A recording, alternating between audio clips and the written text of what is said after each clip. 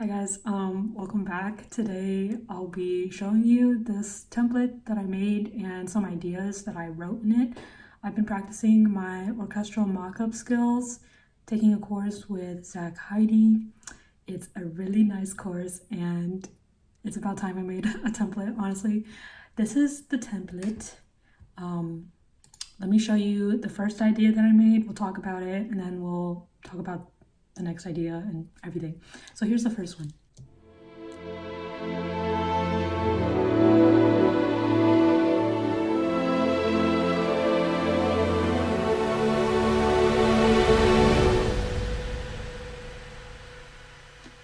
When I wrote this, I actually did a piano sketch first, which is at the top. This is what the sketch sounds like. It's just some chords.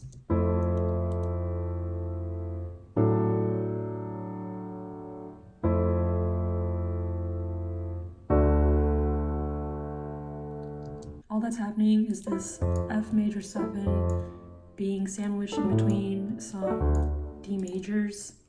This one is in second inversion, and this one is in root position. If you don't know what that is, it's just different ways of scrambling a chord. So this one's scrambled in a way where the fifth note in the chord is at the bottom, and then this way is just the standard way with the D on the bottom. So after I did that, I threw it into this ensemble sustained string patch from Orchestral tools, and it's really convenient. It sounds pretty good. It's this guy right here, and this is what it sounds like with the strings.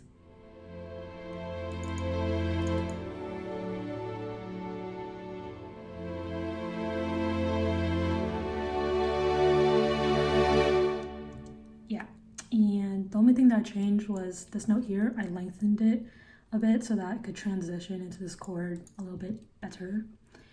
And this is what the automation looks like. I'm still learning how to do this using the mod wheel that I have. Let's talk about the rest of the strings. Violin 2, viola, and cello and bass, they're all basically just doing what I showed you in the ensemble patch.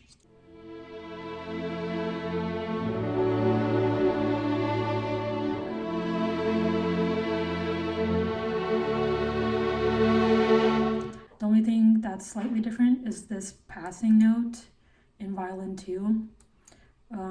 Before that, it was written like this, but for whatever reason, I felt like doing it like this. I think it sounds nice. The melody is in violin 1, surprise.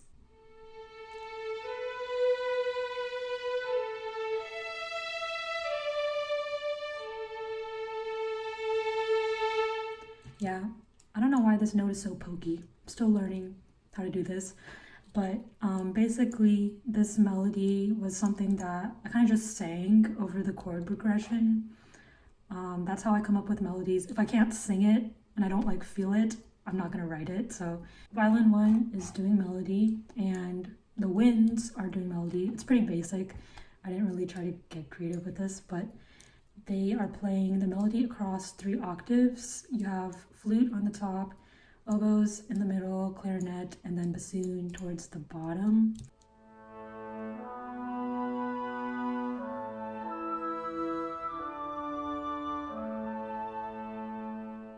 Yeah, I really wanted to emphasize the melody. The horns is pretty mellow. We have the melody starting on an A and ending on an A. It hits these notes along the way, and then the one thing that I really want to talk about is this E right here. This E like really seals the deal for me. The E is in the chord F major 7, but it holds onto it even as the chord progresses to D major, and it has like this really tense feeling. Let me show you what I'm talking about.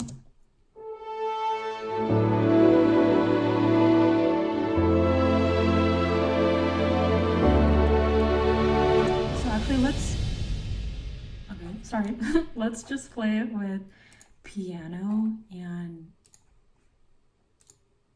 see what that's about.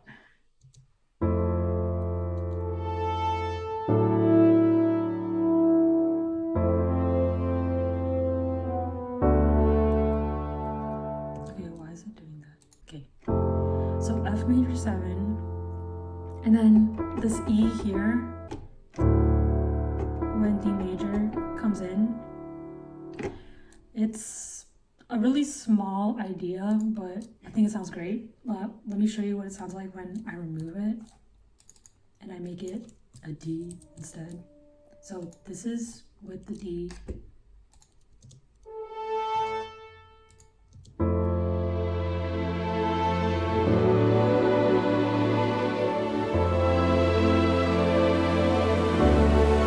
So it sounds nice with the D, but I just like how it sounds with the E.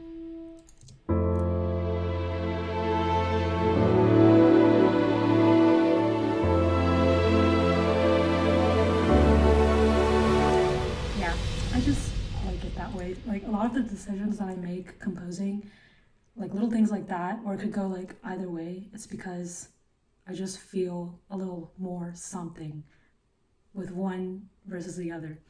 Anyways, what we got next? This synth that I put, the Vital VST, Vital Synths. I didn't really play with this. Synths are not really my territory. I don't like fiddling with too many things if I'm in the composing mood.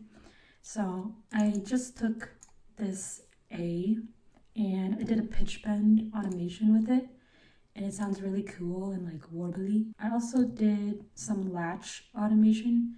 So if you go over here and click latch, you can ride this fader in real time and do automation this way. I really enjoy doing it this way now. I used to draw it in, but this is just so much more fun and intuitive. So together it sounds like this. It's like tucked in the back.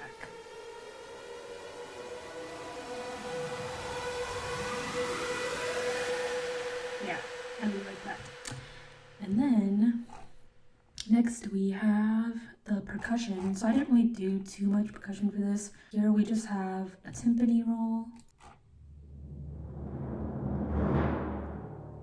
And then we have some cymbals.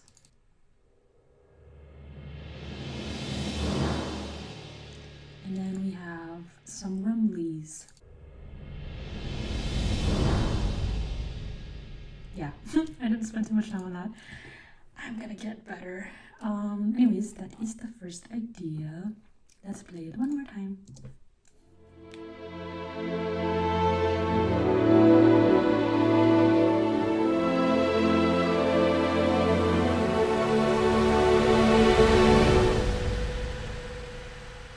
We're gonna move on to idea number 2. So, idea number 2 is like, it sounds like anime heartwarming, like something like that, when people are telling each other their feelings.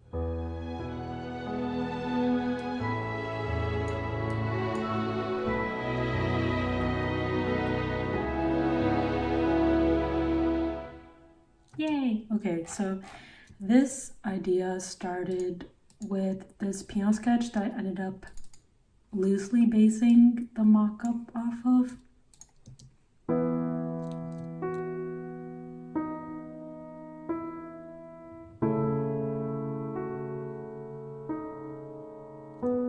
Honestly, it's pretty basic. I didn't end up staying true to this. The best way to walk you through this is to just talk about the piano part first, because it kind of summarizes everything.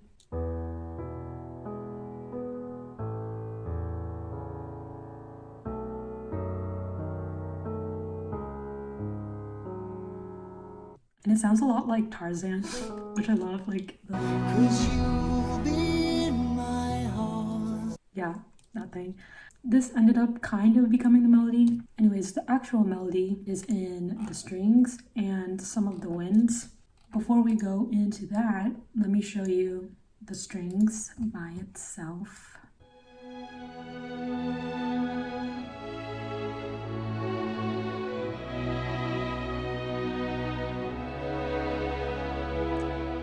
Also gives me some Kingdom Hearts. Like I was saying earlier, we have the bass notes just, in root position from E to A to B to C sharp. For the melody on top, it's for violin 1.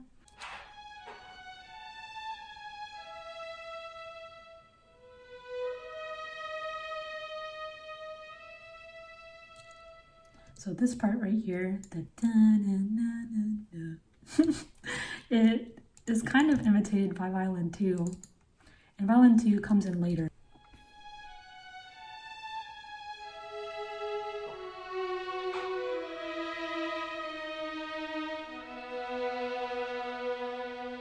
So it's not an exact imitation, but what I mean is like these first 2 notes, the G sharp to the F sharp, that is captured here. But instead of, I could have written it to play this exact thing, but an octave down. But I ended up doing this descending line instead because I thought it contrasted with the cello and the bass really nicely. So cello and bass are going up like that. All together, they make this nice little sandwich. The only section we have left to talk about is viola, which is like essential for making these tasty harmony sandwiches. Viola is playing this middle of the sandwich melody, or not melody. I think of everything as a melody, to be honest. This is what it's playing.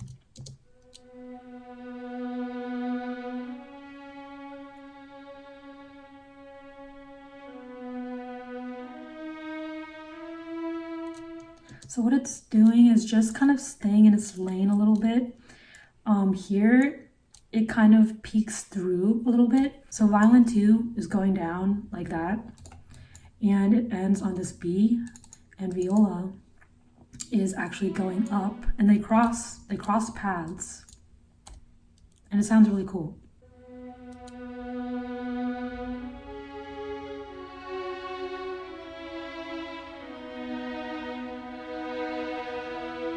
Yep, that's where they crossed. So I think I like saw Mahler do this, and I thought it was really cool. I didn't actually think about that, but that is the first time I learned about string crossing, when the strings kind of like, instead of just staying in their like little lane, like, oh, this is violin 2, this is viola, they kind of like switch places and they cross each other. So viola's going this way and violin's going this way. I just thought it sounded really nice. Okay, next we're gonna talk about the winds. Flute and oboe are playing the melody an octave apart, and they're playing just like what violin 1 is playing.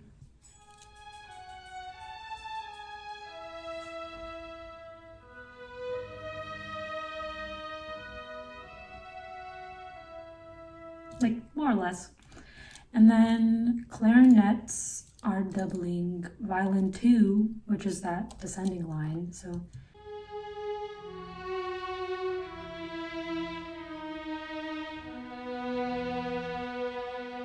it kind of warms up the sound, I think. And then bassoon is just playing the same line as cello and bass. It has like a darker sound, I think.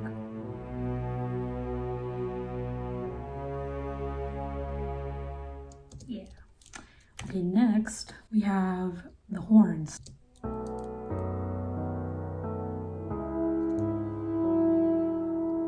So at first the horn is playing B, which is pretty much what everyone else is concerned about.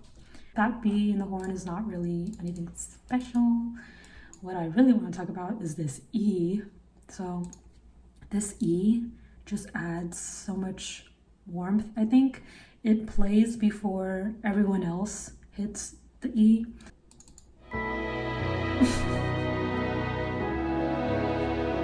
Just sounds so nice. Okay, so if I put E flat instead.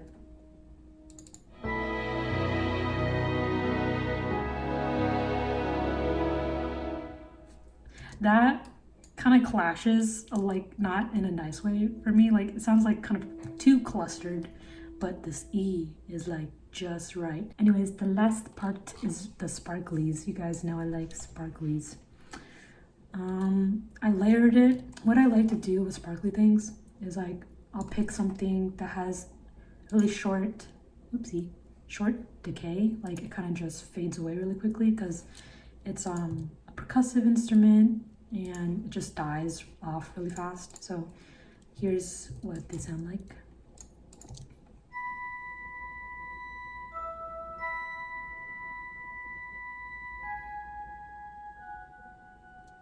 The analog pad is what helps it ring out more, and together it just sounds cute and sparkly, like an anime.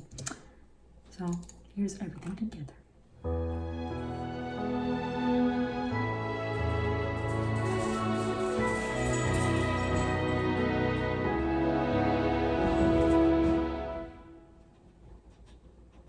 Yeah, okay, that's everything. I need to go feed my dogs now. Still working on this template, making adjustments, trying to write a bunch of things in it, and using my natural composing process to like inform the decisions. If you want to take the Mockup course, I'll leave a link below. It's awesome. I need to go feed my dogs. Yeah, thank you for hanging out with me. I'll see you next time. Bye.